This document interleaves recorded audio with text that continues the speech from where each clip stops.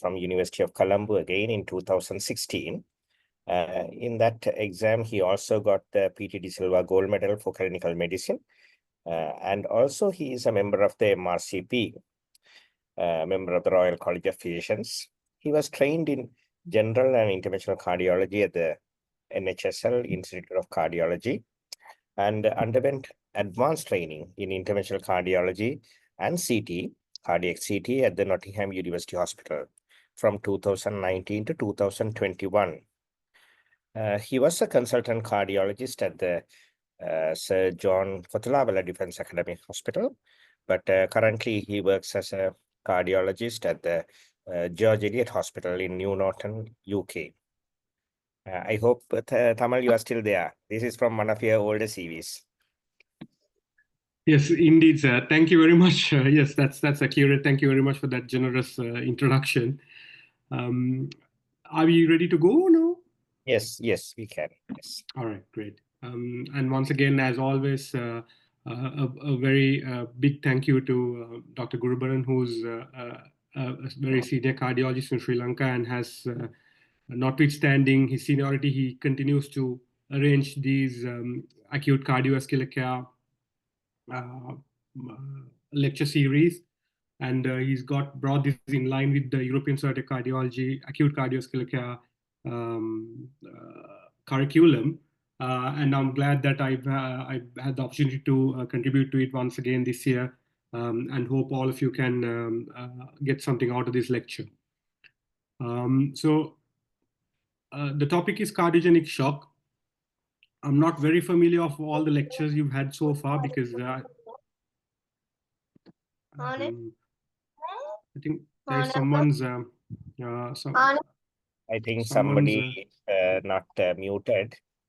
Can you all please mute yourself before the lecture? Yes. Yeah.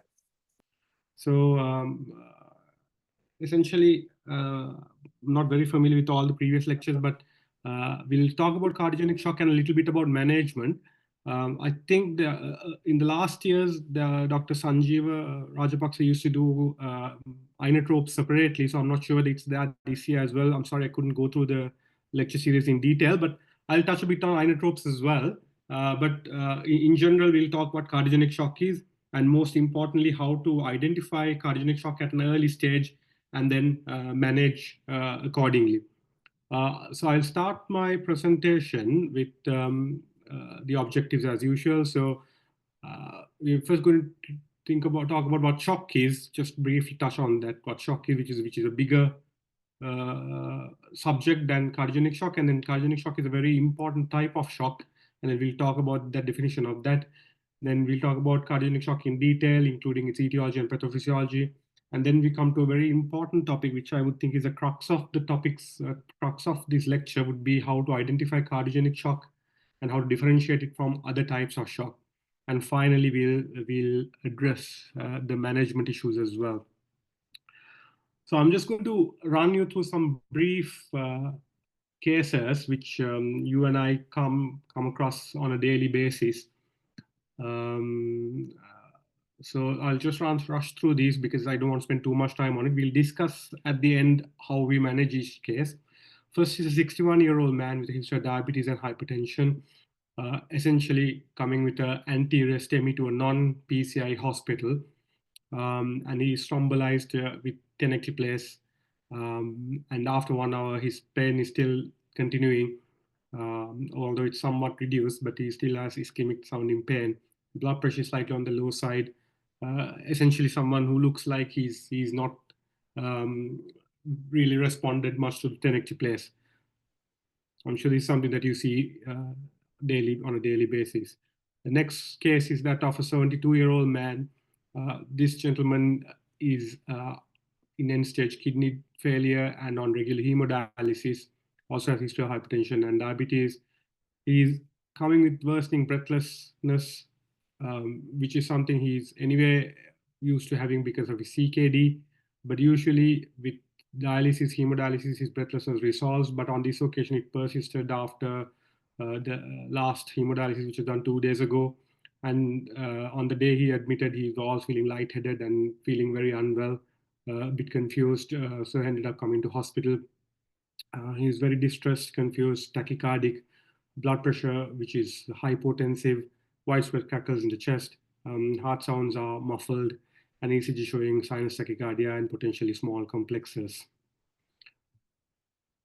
Third case is that of a 39-year-old female who's in the peripartum period after delivering a baby 7 days ago, coming in with difficulty breathing and dizziness, admitted to a tertiary care hospital, ECG showing some changes there, mostly T-wave inversions, saturations low on air, there's crackles on chest auscultation, again hypotensive. Fourth case is that of a 74-year-old male, history of hypertension and excess alcohol consumption, presenting with chest discomfort and lightheadedness, few hours duration, anxious, diaphoretic, has a heart rate of more than 140, irregular pulse, blood pressure marginal at 80/60, lungs revealing few crackles, saturation is relatively maintained. Then you get a 5th case, 65-year-old male coming with being generally unwell for 2 days, presenting with rapidly progressive dyspnea within few hours, and again he's anxious, has a low blood pressure, lungs are crackly, has an irregular pulse, and again the crux here is that he's hypotensive with some other background information. Sixth case is a 67-year-old female who's come in with what looks like an NSTEMI, fairly uneventful treatment process progress. She didn't have any chest pain afterwards, but had some cellulitis developing on one of the legs. Later on in the admission, received some IV augmentin, and upon receiving the augmentin, developed difficulty breathing, reduced responsiveness, with the blood pressure dropping and so on. And the last case is that of a 56-year-old smoker with a history of hypertension, coming with chest discomfort a few days with mild shortness of breath and cough. Came to hospital as chest pain episodes were getting worse and was starting to feel dizzy. Again, tachycardic, hypotensive, but on this occasion, chest is clear, heart sounds are normal. Essentially, there's a query, a faint systolic murmur, ECG showing ST depressions in anterior leads and inferior leads, and there's a sinus tachycardia on the ECG. Troponins are raised. So essentially, these cases are to be discussed at the end.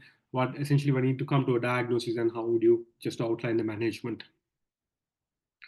All right, so coming to the lecture proper, we're talking about shock. What is shock?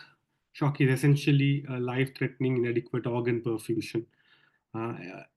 Essentially, what it means is our circulation is not maintained to provide adequate perfusion to all the organs, and therefore there is a gradual deterioration of all organs.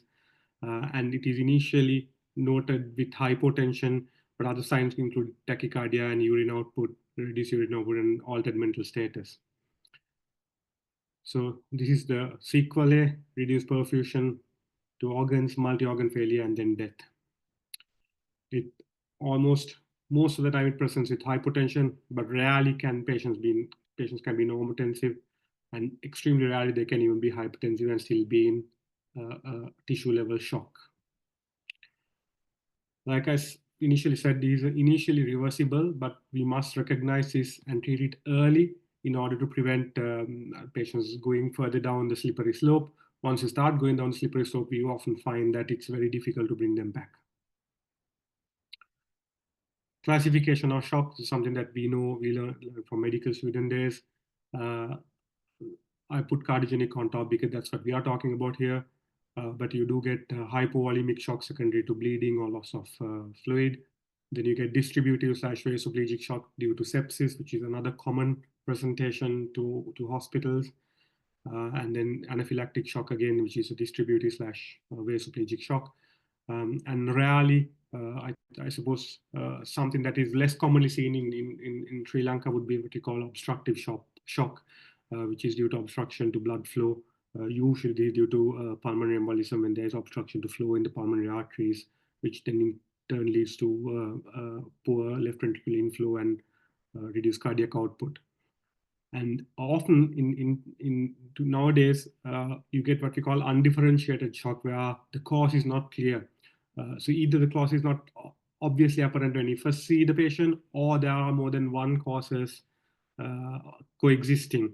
So patients can come in hypotensive with chest pain. We don't know whether it's due to, and when you auscultate, there could be crackles in the lungs, close crackles, suggestive of a chest infection. So we don't know whether it's a chest infection causing septic shock, whether it's there is coexisting cardiogenic shock due to an MI, and so on. So this is again a very common scenario nowadays with patients who have multiple comorbidities. So this is a bit of a descriptive, sort of illustrative representation of the types of shock. It's self-explanatory, so I'm not going to delve too much into it. So what happens to the hemodynamic characteristics in each type of shock? So we can, if you talk about the cardiac output and the CVP and the systemic vascular resistance, the different types of shock will have different characteristics in these three parameters. So in almost all shock except in septic shock, cardiac output is low. In septic shock is essentially high output shock, where the cardiac output is high, but because of vasoplegia or because of vasodilatation, the blood pressure is low. And the CVP is again an idea, gives us an idea about the amount of fluid within the intravascular compartment. So in hypovolemic shock, naturally it will be low. In cardiogenic shock, there generally tends to be intravascular volume overload due to the heart being unable to pump effectively pump out the blood that's coming into the left ventricle. Therefore, there'll be a venous congestion, which is picked up as raised JVP or increased central venous pressure. In obstructive shock, again, because of things like pulmonary embolism, the right ventricular outflow tract is obstructed, which in turn causes high pressures in the right ventricle and the right-sided circulation. So it again increases the CVP and the JVP. And systemic vascular resistance is an important thing to be aware of, because it essentially tells us what the afterload is like in the cardiac cycle. So in almost all types of shock, the systemic vascular resistance goes up, because that's a normal response in the neurohumoral mediated response to shock would be a reflex vasoconstriction in almost all types of shock. So this, because of this vasoconstriction, peripheral vasoconstriction, there is increased systemic vascular resistance in all types of eye, except in septic shock. So septic shock is different in this way, because instead of vasoconstriction, you get vasodilatation or vasoplegia, because the vessels the constriction action is completely taken out by the toxins due to an infection that's going on in the system. It's essentially the same thing in different. So I'm not going to delve too deep into this. These are just pedantic matters going into details. So coming to cardiogenic shock, of all types of shock, now we are discussing cardiogenic shock, is essentially a syndrome of primary cardiac dysfunction which results in diminished cardiac output in the presence of normal blood volume rather. So essentially, shock, in other terms, we described shock as a syndrome where blood pressure or the circulation is unable to keep up with the demand. And in cardiogenic shock, it's unable to keep up with the demand because the pump is ineffective. But the blood volume per se is essentially normal. So there is no loss of blood or there is no vasoplegia per se that will sort of make the effective blood volume low, but it's essentially the cardiac dysfunction itself which prevents the pumping action, which keeps blood in circulation.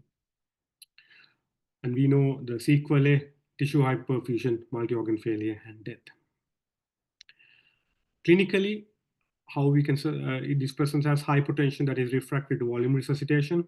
because volume is normal. So however much volume you give, it's not going to make it better. It's in fact going to make it worse, because the higher the volume, the more difficult the heart finds it to pump out.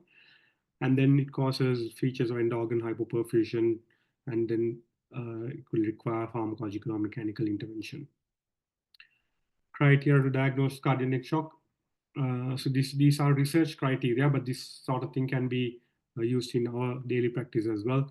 It's systolic blood pressure less than 90 for more than 30 minutes, or having to use pharmacological and or mechanical support to maintain a systolic blood pressure above 90, along with clinical and laboratory evidence of end organ dysfunction in the setting of suspected cardiac dysfunction.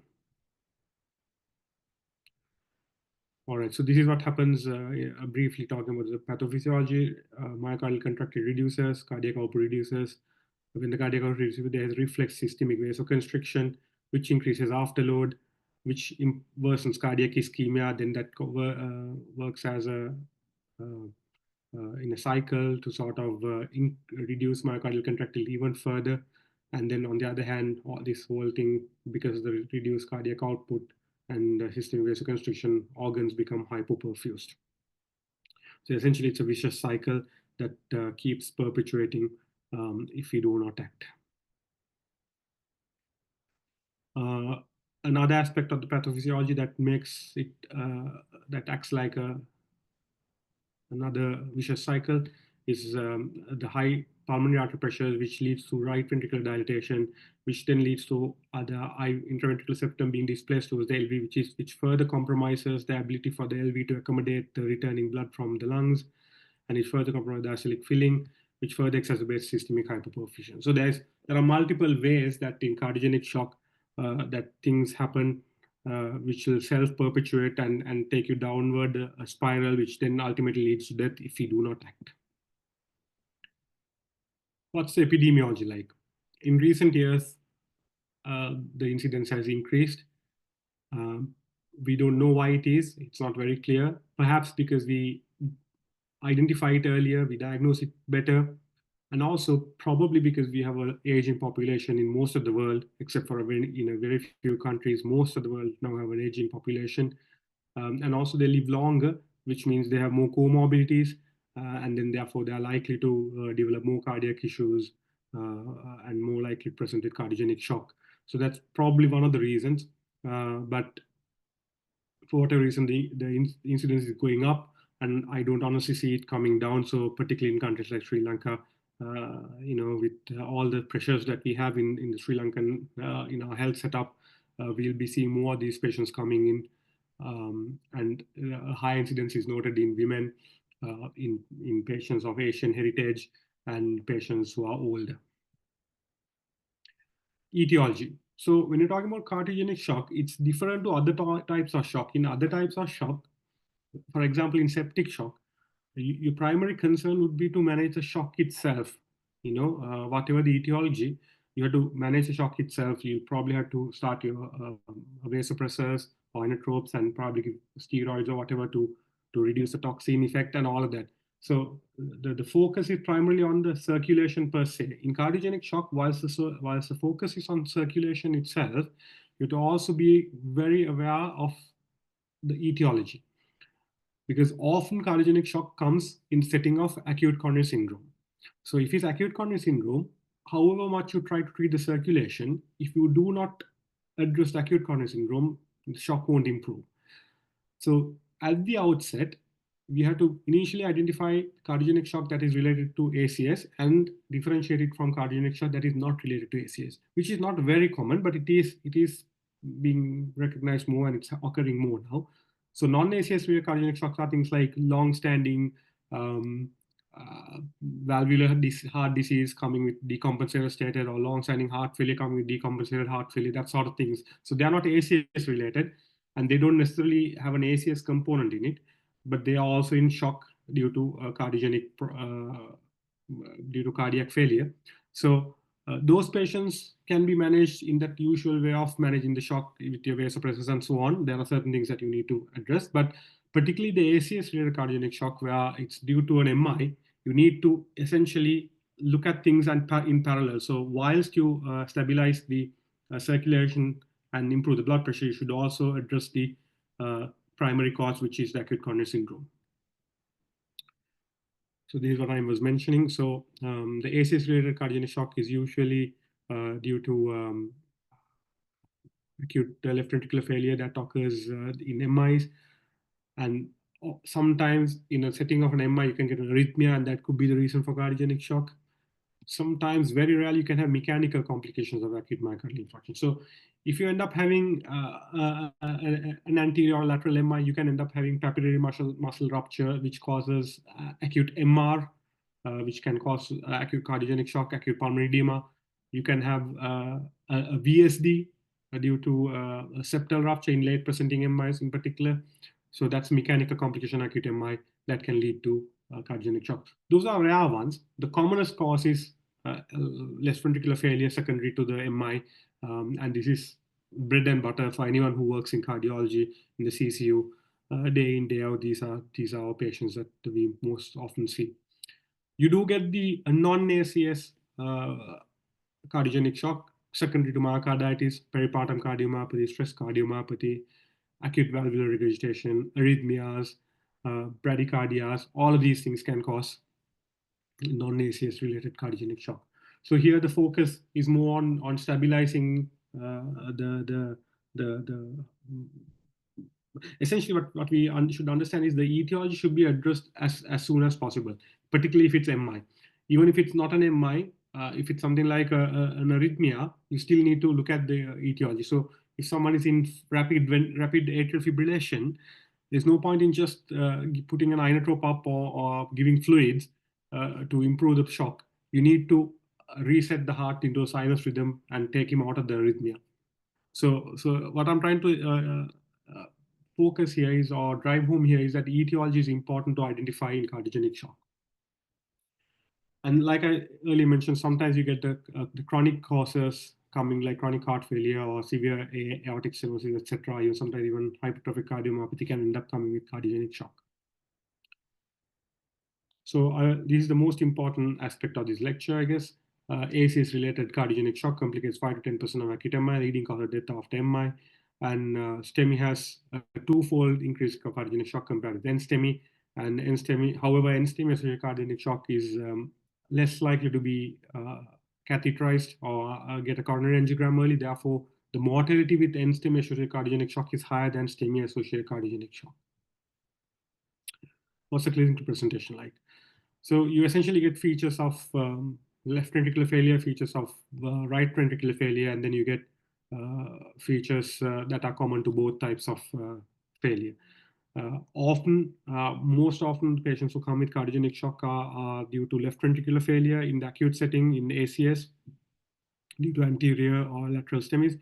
But often you can get right ventricular failure in RV infarcts, in inferior infarcts. You can end up having right ventricular failure being a cause for cardiogenic shock. So it's important to identify these as well. So someone who has a right ventricular failure will have more of right heart failure features and may not have necessarily have a crackly lungs or a drop in saturation, but they may certainly have features such as raised GVP, maybe a bit of hepatomegaly, and certainly you'll be able to identify it quite clearly. How do we classify clinically the stages or the phenotypical classification of cardiogenic shock? So there are multiple ways of classifying this. From what I gather, or to summarize all these classifications, essentially they're talking about the stage of cardiogenic shock, whether they're in early stage or whether they're in late stage. So this classification is essentially to help us identify whether a patient is in early cardiogenic shock versus late cardiogenic shock, which then would involve other organs as well. So there's something called the SCAI classification, that's the Society for Cardiovascular Intervention classification, then the hemodynamic classification, then the phenotypic classification. So these are the three things. I'll go into details, slight bit of details. So the SCAI classification essentially talks about 5 evaluative stages. We talk about the at-risk, so patients who are not in cardiogenic shock, but who are highly at risk. So it could be an anterior patient who's being thrombolized at the moment. He's not in shock at the minute, but he's at he's impending risk. He's at the impending risk of going into cardiogenic shock. So that's the pre-shock patient. Then patients who are in early shock, and patients who are in the classic shock status, where their blood pressure is low, tachycardic, and so on. And then the patients who, if you don't catch them here, they'll start deteriorating, and all those vicious cycles will start acting. And this is the slippery slope, the slipperiest part of the slope, where if you don't, even if you do things, sometimes patients, once they are in this D and the E stages, you can't really do anything. So important thing is to identify patients and recognize that they are in that at-risk patient. So using this classification, you might even consider, identifying that patients who are, so this is what I was talking about. The A is the bottom of the pyramid. You get a lot of patients who are in this stage. All of them may not go up the pyramid, but it's important to recognize that they are at risk of going up the pyramid. And the important thing is, if they go up the pyramid, the chance of them recovering are quite low, right? So pick them up here, prevent them going further down, and if they start going down, do be proactive in your interventions. This is another classification. Again, it talks about the volume status and the peripheral circulation. Again, it gives us an idea of essentially what the peripheral organ perfusion is like. So you can talk about whether they are wet or dry, and whether they're cold or warm. So usually you get patients who are classic cardiogenic shock is wet and cold, where your cardiac output is low, which is represented by the cardiac index, and your systemic vascular resistance is high because of reflex constriction of peripheral blood vessels, and your pulmonary capillary wedge pressure is high because of the back pressure on the pulmonary circulation. So this is what you see most commonly in cardiogenic shock. Patients are very wet, edematous, fluid overloaded, and they have cold, clammy peripheries, right? Sometimes you get a euvolemic cardiogenic shock, where they don't have much fluid overload, but their cardiac output is still low, systemic vascularization is still high. Therefore, their peripheries are still cold, and they are not fluid overloaded per se, in the sense that they don't have raised JVP and so on. So these dry or the euvolemic cardiogenic shock patients are probably in the early stages, or at risk of developing, going into these worse stages later on. And then you do get the patients who have warm and wet cardiogenic, warm and wet phenotype, where the cardiac index is low, systemic resistance may be low or normal, and they are fluid overloaded. So this is what you call vasodilatory cardiogenic shock, or mixed shock. And then you get the vasodilatory shock, which is not cardiogenic shock. So it's essentially, so this is not something that if you roughly know, when you see a patient, you look at their JVP, see their fluid status, touch their peripheries, their arms, legs. You can get a rough idea of what their peripheral vascular resistance is like, and that gives you a clue as to what you should try and treat. So I'm not going to go into detail about this. We talked about this earlier. So hemodynamic classification, again, a way of classifying these patients into the end organ failures or the tissue response to decreased perfusion and so on. So they're going to decongest, not congest, cardiorenal and cardiometabolic. So essentially the same thing said in different ways. So in the first stage, you just get the early cardiogenic shock people whose there's cardiac dysfunction that's already present, but it's not moved on to involve any of the organs. In the second stage, the kidneys are involved. In the third stage, other organs are involved. Could be the liver, could be the peripheral skeletal muscle causing elevated lactate and so on. So essentially, what you need to know is, when you see a patient, you have to identify them, whether they have the heart only involved, or whether other organs are also trying to get involved. So essentially, we are trying to see where in the scale they are. If it's only the heart that's involved, that means they are in the early stages. And if the other organs are involved, they are in the late stages of cardiogenic shock. So all these classifications are just ways of essentially identifying this. I'm not going to go into detail about these things. You have the lecture at hand, so you can go through it at leisure. And remember, hypoperfusion does not always equate to hypotension, because often hypotension is the cause for hypoperfusion, but this is not always the case. In the initial stages, due to the tachycardia and the peripheral vasoconstriction, your blood pressure may be maintained, right, because of compensatory mechanisms. So the physiology is such that the moment your cardiac output reduces, there'll be peripheral vasoconstriction, there'll be a bit of tachycardia. With all of this, the initial stages, patient will not be hypotensive. So this is something that we need to really appreciate, and this is something that will help us identify patients in those early stages, in stage A in the SAI classification, or in the at-risk stage. So always be aware of this, and that will hopefully keep you in good stead in managing these patients. And then with our differential diagnosis, we talked about the other types of shock. So that's your differential diagnosis essentially here. And like I said, it may be contributory to cardiogenic shock, or it could be the main insult, or it can occur as a coexisting pathology um, in the background. So investigations wise, so clinical features wise, we discussed earlier what the symptoms are like, what the signs are like. So the signs would be hypotension, tachycardia, raised JVP, crackly lungs, so on and so forth.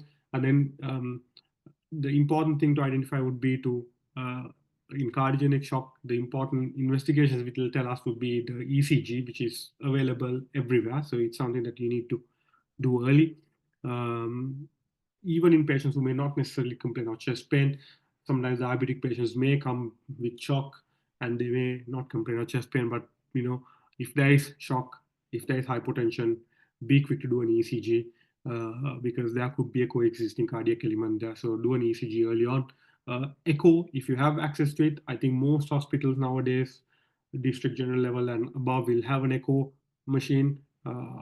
Certainly there are ultrasound machines in the ICU and sometimes in the A&E or the ETU that may or may not have an echo probe.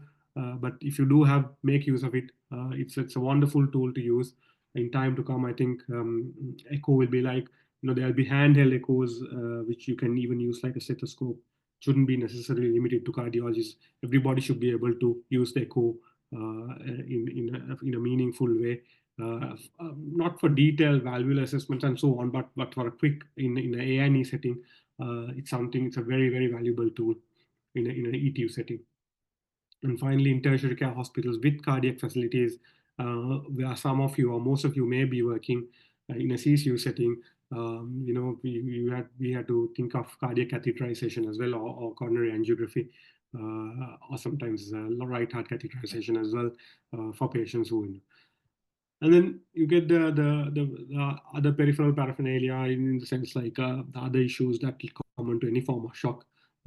Things like you can do a blood gas, then which will show you acidosis, lactate being raised, reduce oxygenation, PaO2, and so on. And then, like I said, once if something has already gone to the level where these things are raised, that means things have gone a little too down, on the slippery slope. So it's like if the creatinine is elevated, that means patient is already in cardiorenal syndrome. So kidneys are involved in lactate elevated means peripheral skeletal muscles are not getting enough blood. So these are things that will tell us that the patient is fairly advanced in his cardiogenic shock. Like I mentioned, echo, I would encourage all of you to learn a little bit of echo. There is nobody preventing you learning echo. So if it's your own what do you call enthusiasm, and it's an absolutely valuable tool, because don't think you're just a medical officer. You are a doctor, and a doctor should be able to use ultrasound as a tool of diagnosis. and in terms of cardiac patients, an echo is very, very important.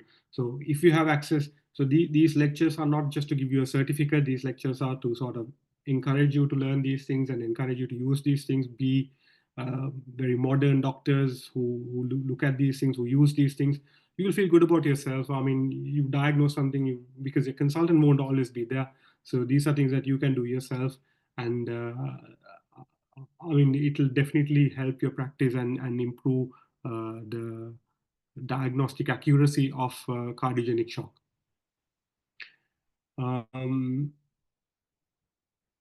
So things that you can pick up from an echo would be LV function, RAR dilatation, pericardial effusion, mechanical complications of MI, could be papillary muscle. You can't see papillary muscle per se, but you can see a florid MR. Just put the color Doppler across the mitral valve and see whether there is a huge regurgitation into the left atrium. A VSD, you can see, put the color Doppler across the interventricular septum, you can see a VSD. Of course, if there's a free wall rupture, you won't be able to, you won't have time to do echo, patient will die before that, but things like MR, VSD, and all these things. And also, it'll help you guide resuscitation. So what sort of, how would you want to resuscitate, even in patients who do not fit into the cardiogenic shock category primarily? If you can assess the the IVC, inferior vena cava, and see the volume status in the IVC, you can get a rough idea of what this patient's pulmonary capillary wedge pressure is, whether the patient's intravascular fluid status is like, and then that can guide your fluid management. That can give you a clue as to whether it is cardiogenic shock or not. I mean, naturally, in cardiogenic shock, IVC is likely to be dilated because, like I mentioned, there is left ventricular failure, there is back pressure on the pulmonary circulation, the pulmonary capillary wedge pressure is high, which is in turn transmitted on the right ventricle, right atrium, and into the vena cava. So keep a probe, doesn't necessarily have to be an echo probe, keep a probe on the epigastrium, use an abdominal probe, whatever probe, learn to look at the IVC, very important. For any doctor who's working in an acute care setting, being able to assess the IVC is a very, very important tool and something that we don't really pay much attention to. So if you can look at the IVC, you can really guide the patient's fluid status. It's almost as good as having a CVP, right? So it's like a poor man CVP. You don't have to put a CVP. It's, you can go be guided by the IVC on most occasions.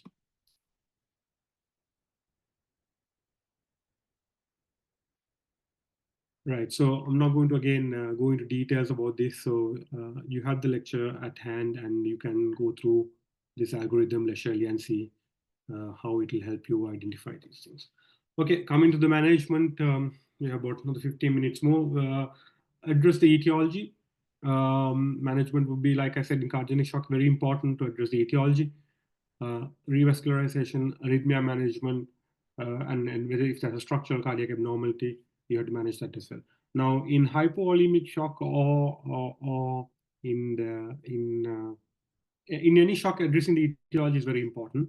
But for example, in septic shock, it's important that you give antibiotics and all of that.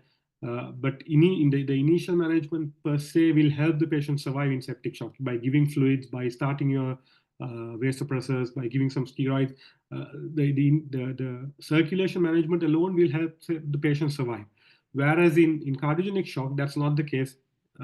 You have to always address the etiology as soon as possible, particularly in STEMI situation. So you have to thrombolize the patient. If that's not the only cause of cardiogenic shock. If there's a pericardial effusion, there is no point in giving any amount of fluid or vasopressors or inotropes. You need to put a needle in and drain that pericardial fluid out.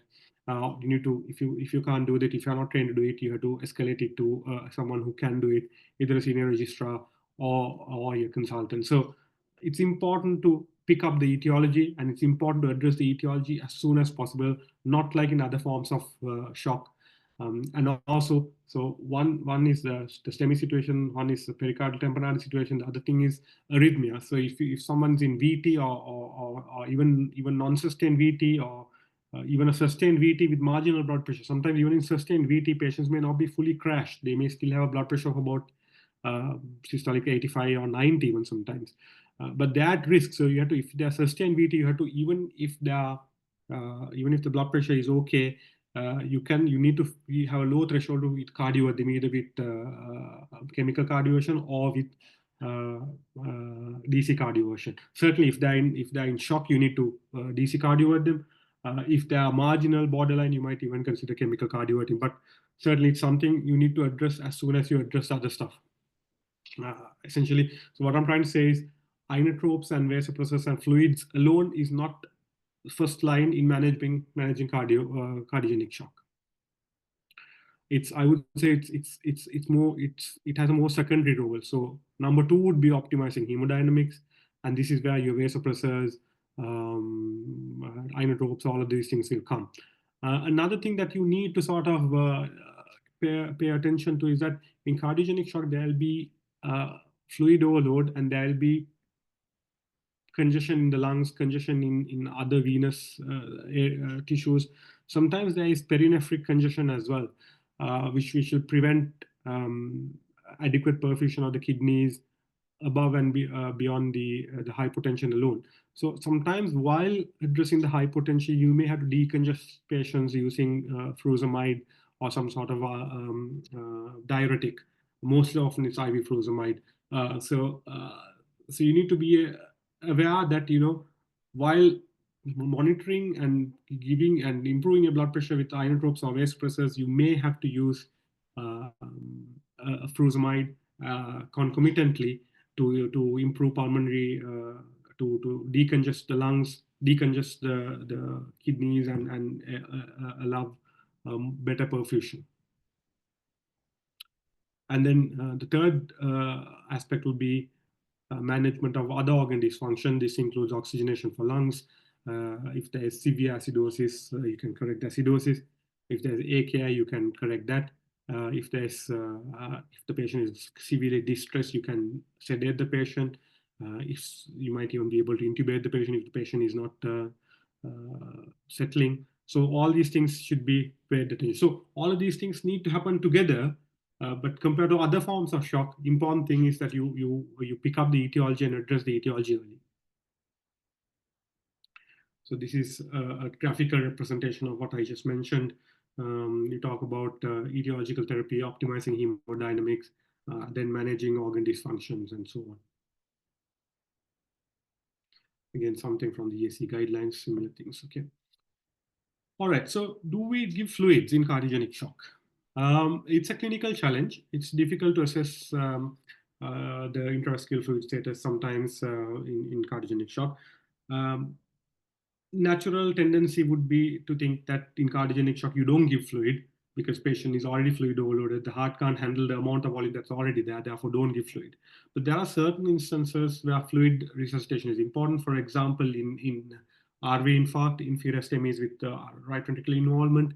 So that in that situations, it's important to give fluid challenge also. And in that sort of patients, you should have a low threshold. Certainly, if you're dealing with a right ventricular infarct, fluid resuscitation is part of the management. So fluids, just because it's cardiogenic shock, you don't say it's not for fluid resuscitation. You will have to give some fluid resuscitation as well. Sometimes to buy time, even in things like pericardial effusion, occasionally you can try fluid resuscitation, but just as an adjunct, but not in those situations. It's like RV failure. Other thing is sometimes some of these patients, particularly in the Sri Lankan setting, in peripheral hospital settings, I don't know whether this happens still, but previously we used to have patients who were quite dehydrated by the time they were transferred to a tertiary care center or a cath lab center for rescue PCI because they've had an anterior MI, and sometimes all the staff, all the nurses and so on, there was a time when in MIs we didn't hydrate the patient, we kept the patients nil by mouth and so on. And therefore, by the time the patient comes to a tertiary care PCI capable hospital, they are very dehydrated, and so part of their shock or part of their hypotension is due to dehydration rather than due to the cardiogenic shock itself. So in this sort of situation, it's important to then give, if there's coexisting hypovolemia, we need to correct that as well. So once again, this is a situation where your echo assessment would really guide you. Keep the probe on the IVC. Look at how the IVC is. If the IVC is collapsing, readily collapsing, it's very low volume, readily collapsing IVC. You give fluid resuscitation. Right. Okay, coming to inotropes and vasopressors, this is something that we run to when we think of shock. We don't have much evidence in inotropes and vasopressors simply because you can't have a proper clinical trial, because when patient is in shock, we try some sort of inotrope or a vasopressor because of empirical evidence. So you can't have a double-blinded clinical trial where you give inotropes to one group of shock patients and you don't give inotropes to another group of shock patients. So you don't have like proper clinical trial-based evidence, but empirical evidence is there to use vasoactive agents. In cardiogenic shock, most commonly used is dobutamine, but sometimes if you need to use a second line agent, you usually use norepinephrine or noradrenaline. Noradrenaline is used widely in patients with septic shock. That's probably the first line in septic shock because of vasoconstriction. But in cardiogenic shock, it's mostly the dobutamine that you use as first line. Target mean arterial pressure should be 65 millimeter mercury or more. The general rule of thumb would be give the lowest dose needed for the lowest duration possible. This is a description of the pharmacokinetics and pharmacodynamics of these, mostly the pharmacokinetics of these medications, what receptors they act on, and so on, right? So a little bit about, I'll talk about a little bit about each individual agent. Dobutamine is a beta-1 adrenergic agonist. It increases cardiac contractility. It has less of an effect on the heart rate. It causes a little bit of vasodilatation. It's called an inodilator because it's inotrope, but it doesn't increase vascular resistance. So it's a good agent to use in in cardiogenic shock, because in cardiogenic shock, you don't want the systemic vascular resistance to go up because that will increase afterload. So you don't want that to happen. And in dobutamine, that won't happen. And therefore, it's a good option in heart failure, in cardiogenic shock. And that's why it's the first line. Sometimes in septic shock, like I previously said, so cardiogenic shock can coexist in a septic patient because like you probably see often there's what you call stress cardiomyopathy or sepsis-induced myocarditis and so on. So the heart can be involved in any sort of shock as a secondary cause, right? So if there is coexisting cardiogenic shock in a septic patient, you can use dobutamine again. Concerns in MI would be that that's why you need to use the lowest dose possible for the lowest duration, because it increases myocardial oxygen demand due to increased cardiac contractility, can worsen cardiac ischemia. And occasionally, very rarely, can even cause hypotension if there is significant vasodilatation, but I don't think in clinical practice this is really significant. Noradrenaline, it primarily works on the alpha-1 receptors, which are in the peripheral circulation, but it also has some beta-1 activity. Because alpha-1 receptors cause vasoconstriction, it's ideal for vasoplegic shock, which includes septic shock. So this is why you use it as a first line in septic shock, but you can use it as a second line in cardiogenic shock as well, because it has some inotropic support as well. Right. So the concern there would be because of the increased systemic vascular resistance, cardiac output may be slightly impaired. But again, in clinical, when there's a clinical need, these concerns become of secondary importance. Epinephrine or adrenaline, you don't use that often unless in anaphylactic shock, because it has both alpha and beta adrenergic receptor activity. It increases contractility, increases heart rate, and causes vasoconstriction. Ideally, in anaphylactic shock is first line in that. In septic shock, also in later stages when it's refractory to noradrenaline, you can use adrenaline. Again, the concern is that in cardiogenic shock, it's not a good agent at all, because it really increases the cardiac workload, and it really causes worsens the ischemia. So you would try, and also the other problem in cardiogenic shock is often cardiogenic shock is secondary to ACS. And ACS patients are anyway prone to get arrhythmia. So someone, when you go to give all of these in adrenaline, you can end up having arrhythmias and so on.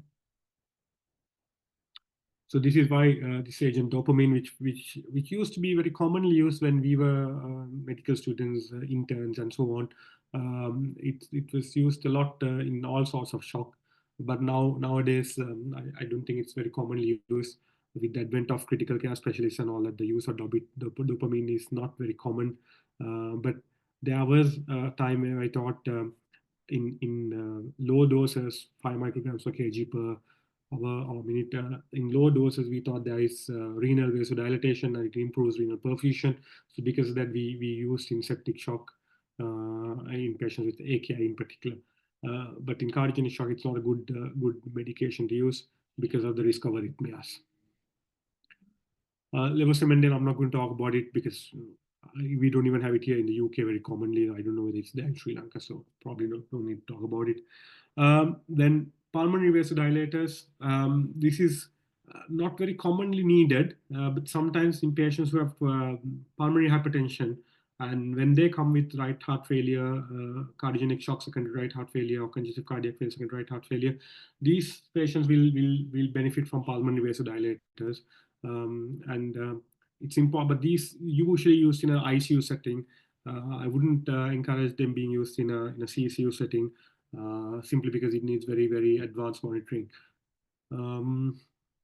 I think the common ones we have is milrinone and nitric oxide or GTN sometimes. But GTN is not exact, it's a vasoactive agent, but it's not given as an inotrope for surely. It reduces blood pressure, whereas milrinone is something that can improve blood pressure as well. I think I have once used milrinone in the medical ICU at in NHSL in a patient who had primary pulmonary hypertension who went into cardiogenic shock. She was end stage, but we used milrinone because it theoretically it improves oxygenation because it causes pulmonary vasodilatation, and it improves blood pressure because it causes increased cardiac contractility. I used it recently in an ICU patient in the UK. Again, a known patient with pulmonary hypertension, made a miraculous recovery. We could extubate him and do a lot of things. So it's a good drug to have in patients. Pulmonary hypertension is under-recognized even in Sri Lanka because a lot of patients have obstructive sleep apnea and so on. And these things cause subclinical pulmonary hypertension. So if there's any concern about pulmonary hypertension, milrinone is something that you can use. And like I mentioned earlier, decongestion is something that we had to think of, particularly in the wet phenotypes of cardiogenic shock. We think of only of inotropes, but it's important, these patients, and you shouldn't be afraid to use IV furosemide as and when needed. Agree, it causes hypotension simply because furosemide is also a venodilator and causes reduction in blood pressure. But it gives a lot of it improves oxygenation, it improves renal perfusion, and so on. So you should have a low threshold to use furosemide. If needed, you can use an IV furosemide infusion along with IV dobutamine infusion. This is something we commonly do in decompensated chronic heart failure patients. Even in the acute setting, we can use this. Patients with pulmonary edema secondary to acute MI in shock. While we wait for the patient to be stable enough to get into the cath lab, we can use them or put them on a furosemide infusion. We can put them on a dobutamine infusion if the blood pressure is really low at the same time. So it's something that you need to be aware of. You may not necessarily have to use an infusion. You can give stat doses, bolus doses, give up to even 160 milligrams of furosemide as a bolus, depending on the need. Not for all patients, but if there's pulmonary congestion, severe pulmonary congestion, furosemide is a must. For patients who are refractory to all our interventions, and sometimes despite your inotropes, you use as an adjunct what we call mechanical circulatory support. Now this is specialist specialist use. Not everybody will be able to use this. What is available in Sri Lanka is the intra-aortic balloon pump as a mechanical device, but in advanced settings in other countries, you do have what you call Impella and so on. But these are fancy instruments. Again, the outcomes are not uh, amazingly great compared to the amount of investment that goes into it. These are very expensive things to use, particularly Impella is extremely expensive. But depending on your previous experience, depending on the availability, you can use it. Again, like I said, there is no mortality benefit demonstrated, but empirically, most of us use it. In patients, even recently, in patients who are borderline, who's had a PCI but the blood pressure is still low, you can do a intra-aortic balloon pump insertion just to improve the coronary circulation and to offload the heart somewhat. They do say there is some benefit. I don't know, it's very, very individual. What I would say is try and prevent the patient getting there.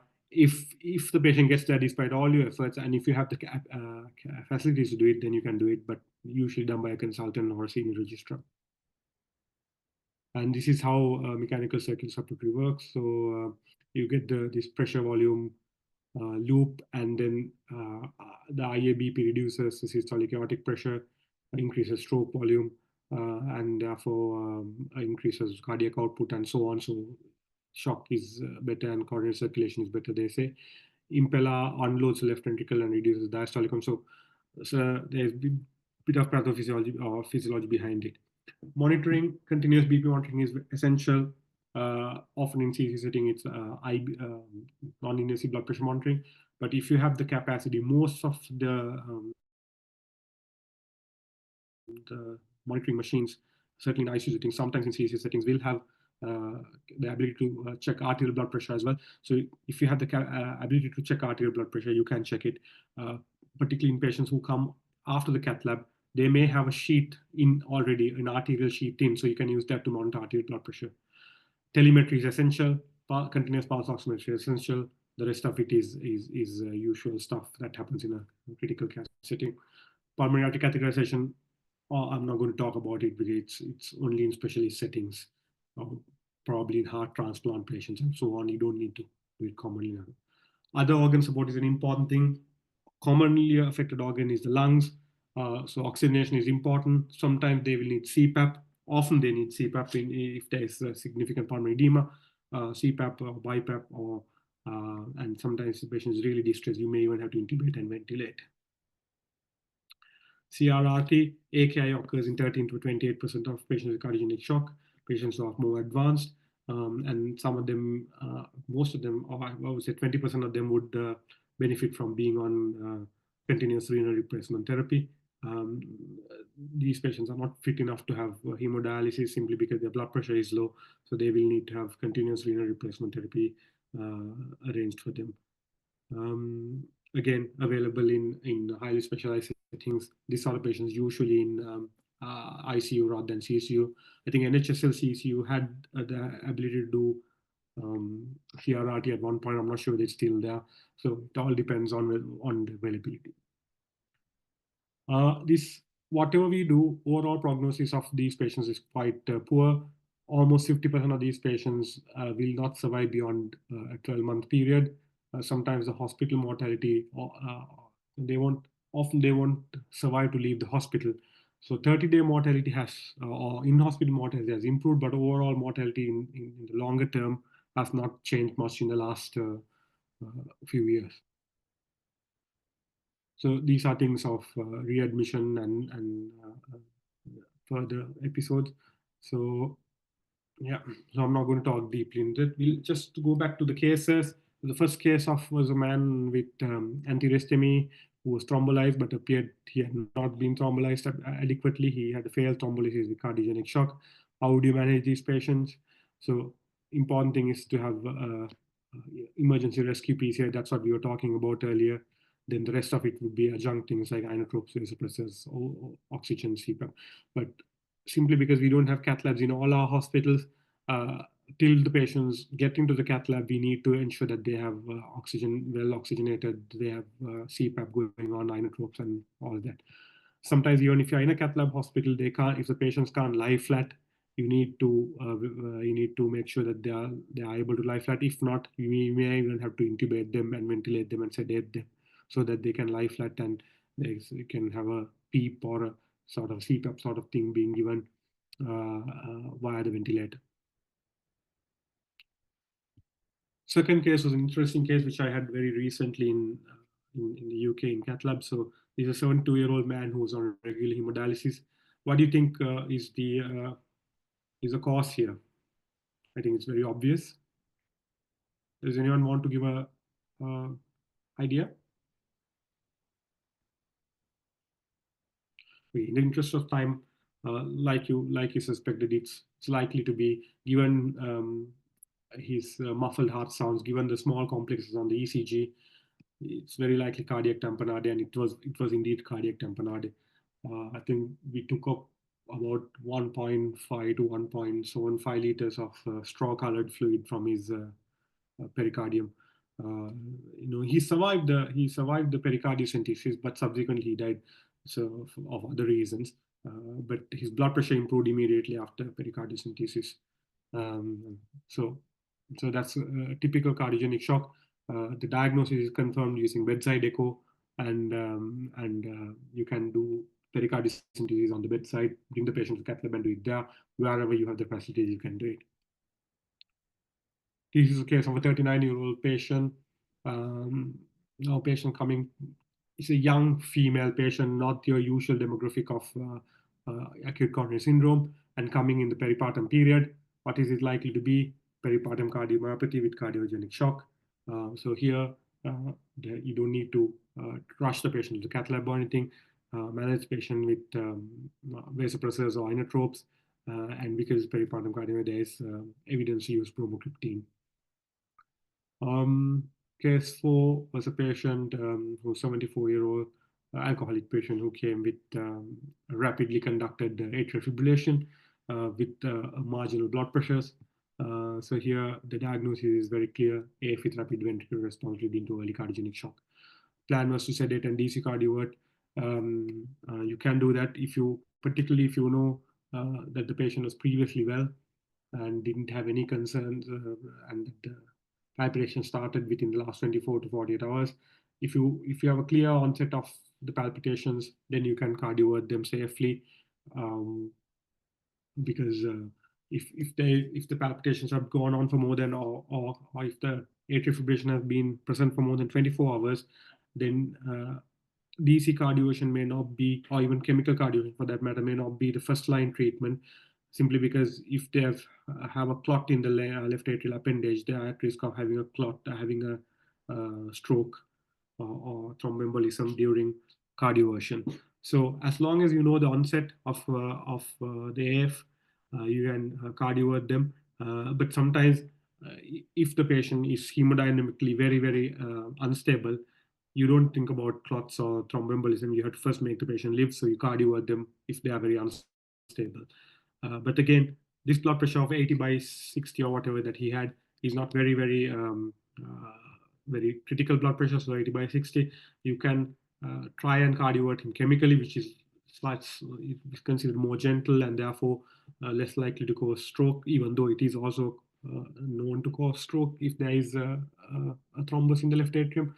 So these sort of patients, you can either DC cardiovert or you can use chemical cardioversion.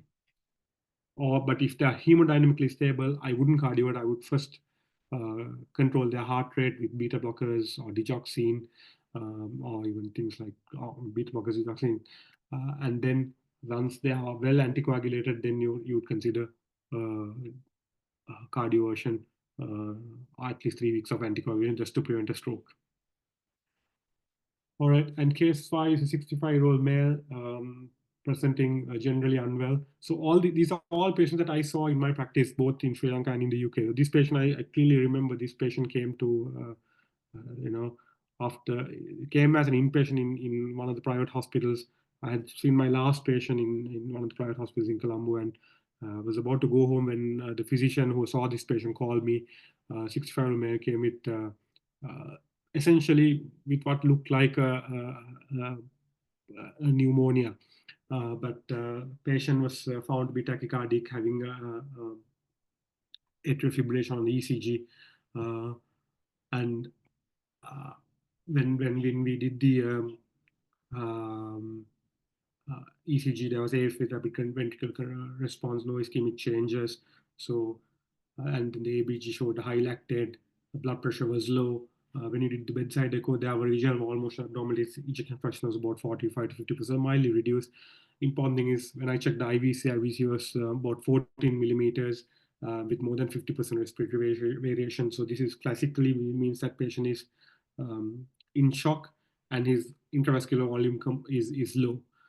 So here is a classic example of where the bedside echo helped me make a diagnosis of a combination of septic shock secondary to pneumonia and a cardiogenic shock secondary to AF with rapid ventricular response.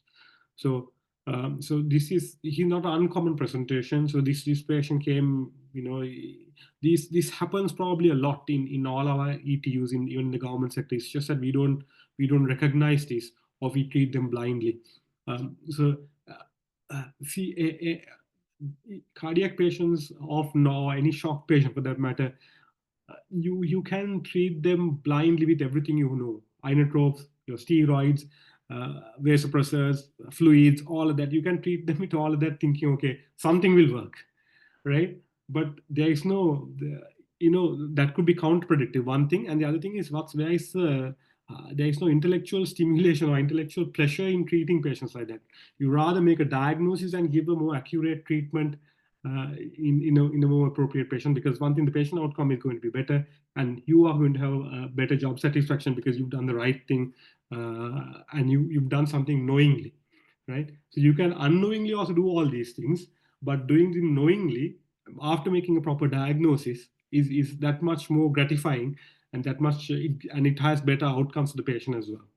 So that's why I'm saying use a bedside echo, then diagnose. So these are patient I did all of these, stabilized the patient, and the patient couldn't afford the patient was under the physician, couldn't afford the rest of the care in that particular hospital, was transferred onto the Jadavpur hospital as a private patient from there onwards. But we did the initial stabilization in that hospital itself with fluids, and then the AF was managed with digoxin. We didn't want to cardiovert the patient because here, because I did the echocardiogram, I knew this patient had a poor intravascular volume. So I knew there was space to give fluid rather than going and rushing and cardioverting the patient. So if I had cardioverted this patient thinking AF is the cause for his low blood pressure, it wouldn't have helped him, because maybe he would have transiently come back to sinus rhythm, but he would have definitely flipped back into AF because he's still hypotensive because his fluid levels are poor and so on. So these are the things that you can try. You can still consider DC cardioversion after adequate fluid resuscitation, or you can even try amiodarone for chemical cardioversion. Once you know you have given enough fluid, when the IVC is better, you know you have given as much fluid as you want, and he's still not responding, then you treat the AF as in any way you like, right? And this patient is something that I think seen some time ago. The patient who developed an allergic reaction to augmentin and went into anaphylactic shock. Again, if you have a bedside echo, you can see all this and then you know what it is. But these, you don't need a bedside echo to diagnosis. You can straight away give the adrenaline and so on. And you shouldn't delay the adrenaline until you do a bedside echo.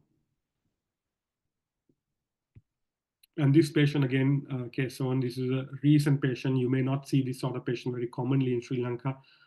It does happen and it goes unnoticed. I know that for a fact. But this particular, over here in the UK, is very common, or not uncommon, I would say. Patient coming breathless, feeling a bit dizzy and all, and he has anterior ST depressions with sinus tachycardia. So majority of these patients, when they come, even here, despite this being a relatively common thing here, are treated as NSTEMI, thinking this patient, or sometimes they think it's posterior STEMI or whatever. So these patients are treated with enoxaparin and or fondaparinux and antiplatelets and so on. But what do you think this is? So essentially, these patients have pulmonary embolism. So the clues here would be the tachycardia, clear chest, and low blood pressure, and ST depression or right ventricular strain pattern on the ECG. So right ventricular strain could be ST depressions in the anterior leads, V1 to V3, 2-3 AVF. You can the classic picture of S1 Q3 T3, that means deep S wave in the first lead, and Q waves and T wave inversion lead 3 is not very clearly seen. Commonest ECG finding in patients with pulmonary embolism is sinus tachycardia. And I'm not saying all patients with sinus tachycardia you should consider pulmonary embolism, but you need to consider pulmonary embolism. A lot of these patients have undergone angiograms and all the workup until no one picked it up. Until some. So it recently happened, when I was in KDU last about a year and a half ago. A patient, she was a nursing sister who had worked in Sri Lanka, but subsequently was working in the UK. So she had come, despite having a flight and a period of immobilization, nobody suspected pulmonary embolism. Patient briefly was seen by me, but then subsequently was in the medical ward, was seen by someone else. And the other cardiologist who did an angiogram as well, and angiogram was also normal, and the patient was reassured saying it's unstable angina or whatever, and because troponin was also raised, and discharge on dual antiplatelets and statins or whatever. And subsequently, patient had similar symptoms after coming back to UK. Someone had because over here the threshold to do a CT pulmonary angiogram is low, so they did CT pulmonary angiogram and confirm pulmonary embolism. So this is something you need to sort of. It's not common in Sri Lanka, but it is not uncommon also. It's under-recognized. So pulmonary embolism is something that you need to be aware of. Again, doing a bedside echo will be helpful. It will show you dilated RV, sometimes a pulmonary regurgitation, a tricuspid regurgitation. All of those will be seen in a bedside echo in pulmonary embolism patient, and you can clearly see that the left side, the left ventricle is fine, so it's not doing the left ventricle. And the clear clue here in clinically would be a clear chest. All right, so we discussed few cases, and in summary, I've gone over my time as well. We discussed about different types of shock. We discussed about early identification of shock, differentiation of cardiogenic shock from other forms of shock, then different etiologies of cardiogenic shock, and then classification of cardiogenic shock, and then identifying cases where more than one form of shock may be present. Management, including cardiac catheterization, inotropes, vasopressors, decongestion, mechanical circulatory support, and organ failure management. So we've touched a little bit about everything in cardiogenic shock. I hope you gathered something. It's a two-way learning thing. So if you have any questions, I'm happy to answer. But I hope you are able to. I think that the take-home message, two things I could, if I give two take-home messages, one thing would be to identify patients early, pre-shock. That's why I need to identify. Other thing is, don't be afraid to use echo for everything and anything. Look at the IVC. Even when we do echoes, even cardiologists, when we do echo, we hardly look at the IVC. But in critically unwell patients, the IVC is a very important tool. It will help us tell whether this patient is in cardiogenic shock or not. So look at the IVC, use the echo, and the other thing is identify patients who are in pre-shock, who are at high risk of going into shock. So if you don't take anything away from my lecture, if you take those two messages home, that should be more than enough. And I'll be happy to answer any other questions you have. Thank you, Tamal. Yes, thank you for that very good lecture. Excellent lecture. And I think we will allow anyone to ask questions. You can either ask directly or you can put it in the chat. We used to have the MCQs on the same day, but now we have shifted to a new model where the MCQs are done only once a month. So we will keep your MCQs for the next week. Oh, okay, sir. That's fine. Yes. Meantime, if there are any questions, please either put it in the chat or you can ask directly.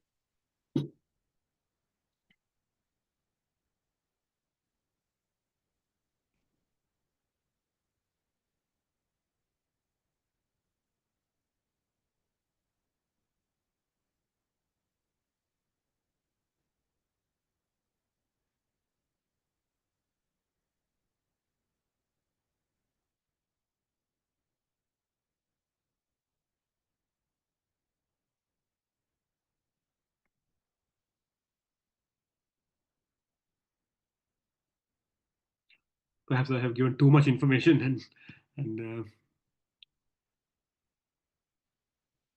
Yes, yes, I think there is one.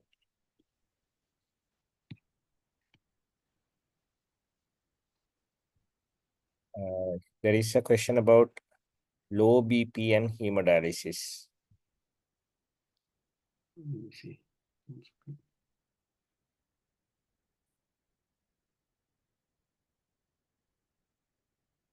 What the safety of performing hemodialysis in patients with low blood pressure, probably. Okay. All right. So, like I said earlier, for hemodialysis, you need a good blood pressure. So, those of you who are familiar with renal patients, you know they need a very good blood pressure for hemodialysis. So, you can't do hemodialysis in shock patients, but you can do what we call continuous veno-venous hemofiltration or continuous renal replacement therapy. There are different modalities. I'm not very familiar with those different modalities. You will have to ask a critical care specialist or a nephrologist on what they do. But there's a low flow sort of like a very low flow continuous thing that is done over a period of 24 hours instead of doing it over a period of 2 or 3 hours in hemodialysis. So you can't use hemodialysis in low BP, but you can use continuous renal replacement therapy or continuous hemofiltration or whatever they call it. It's available in most tertiary care hospitals. Certainly at NHSL, it's available. I'm not sure about Jaffna and Karab. I think Karapiti also it's available, but I would think most tertiary care hospitals with renal patients will have that. Yes, I think it's available in most of the teaching hospitals. Yes. Yes. I think NHSL, because there was a critical care specialist attached to the NHSL CCU, there were patients in Yes. cardiology. So there were patients who had CRRT in the CCU as well. Right. So it's Yes. common, it's done. So do you have that at Jaffna as well, sir? Yes, but not in the CCU, but it's done in the MICU, yes. So MICU, if okay. somebody needs it, we will have to transfer them to the MICU. We have two in the list, yes, in Jaffna. Oh, okay, sir. Okay, sir.